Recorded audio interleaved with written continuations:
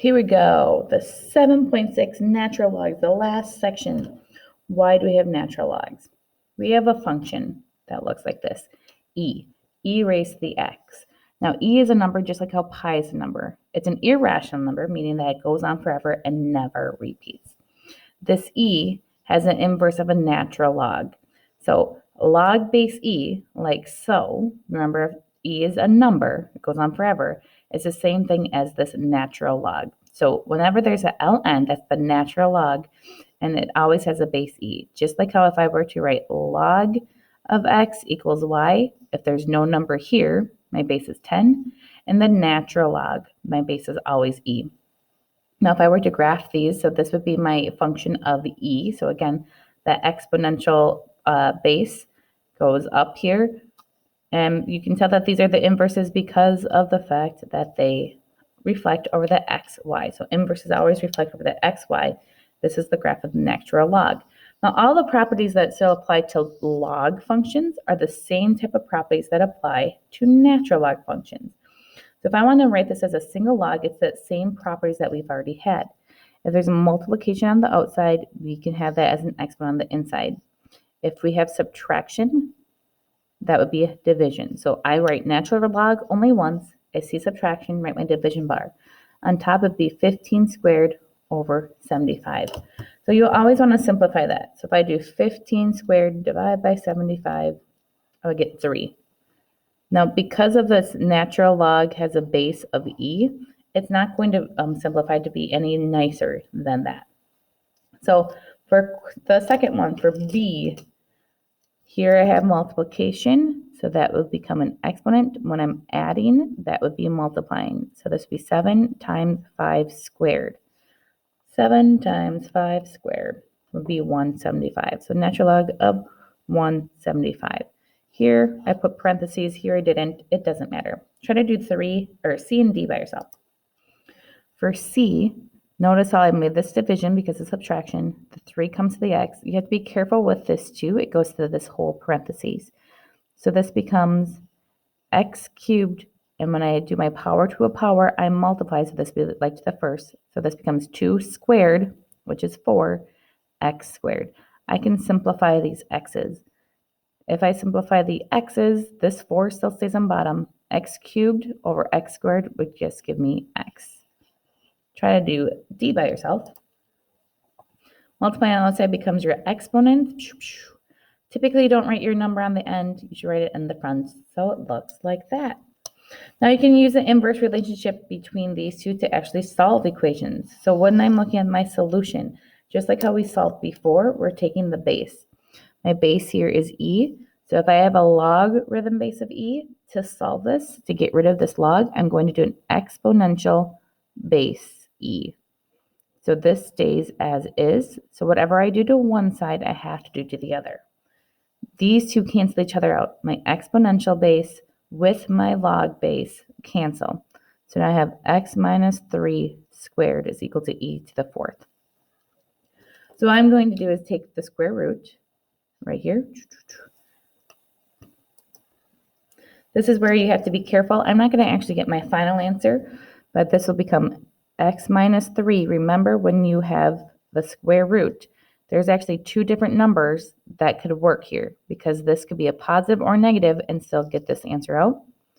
And I'm going to do the square root of e to the 4th. It would give me e squared, but this again has a positive or negative. And then I'm going to have x will be equal to adding my 3 over, and then plus or minus e squared. My 2 answers that I would have, if I want to have it exact, it would look like this. However, if I'm going to place my calculator, it would be 3 plus my e button is right here, right above my natural log. So second e squared. So that's one answer, and 3 minus second e squared. So my 2 answers will be 10.389 and negative 4.389. 2 answers for that one. So my second one, again, my base here is e.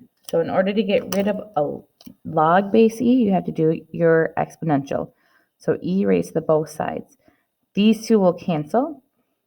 X now will be equal to e squared. Could leave it like that, or second, natural log e squared will give me x equals 7.3891. Try to do C and D. So you bring e to both sides. You take the square root. Right here you have that plus or minus because there could be two answers right there. You subtract over the 5, divide the whole thing by 3.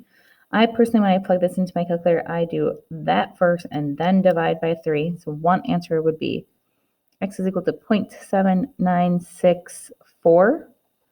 And you can have negative 5 minus e squared divided by 3. Negative 4.1297. For this D, before you actually solve, you have to condense it. So before I actually solve here, because of this adding, I'm going to have natural log of 2x times 3 is equal to 2. So actually I have natural log of 6x will be equal to 2.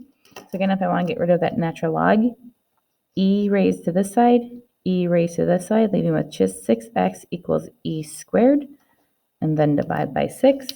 If I do e squared, second e squared, divide by 6 in my calculator, I would get x is equal to 1.2315. I believe it says round to the nearest 10,000th, so that's 4 decimal spots. So we just had, if we started with a natural log, what if we start with an e? If we start with an e, you want to get this e by itself first. So before I do anything else, I'm going to subtract over my 2. So this becomes 14. Divide by 4. That is not going to give me a nice number, so I'm just going to leave it as 7 over 2. I'm simplifying it. Now, whatever you do to one side, you have to do the other. Now, because I have a exponential base e, I can do a log base e on one side, log base e on the other side. These two will cancel, leaving with 2x is equal to the natural log of 7 halves. Now I can divide that whole thing by 2. Notice how this divide by 2 is not with the natural log. So when I put this into my calculator, I'm going to have the natural log of 7 divided by 2, close that parenthesis, divide by 2, will be equal to 0.6264. This one's a little bit easier because it's already by itself. My e value is by itself. So I can take the natural log on this side with the natural log on that. These two cancel. Natural log base e with exponential base e cancel each other out, leaving with x minus 2 is equal to the natural log of 12. Now to get this, I'm going to put this in parentheses. To get the x by itself, I'm going to add 2. So again, when I put this in my calculator, natural log of 12, close that parenthesis, plus 2, x will be equal to 4.4849. I want you to pause and try to do C and D. So you should have gotten negative 2.3026, that's a 6 because I needed to round, and 0.7675. Now if you look at this next question, there's so much words there. So many words. Before I do anything else, I'm going to go and look for equations. So I see this. Here's a number I see. Here's a number I see without actually reading it all. Blah, blah, blah. There's a lot of words. Here's a number I see. Can the spacecraft attain a sustainable orbit 300 kilometers above the Earth? So pause and read this whole thing.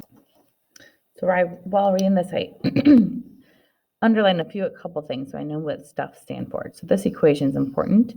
It's telling us t seconds is also going to be the 100, the seconds right here.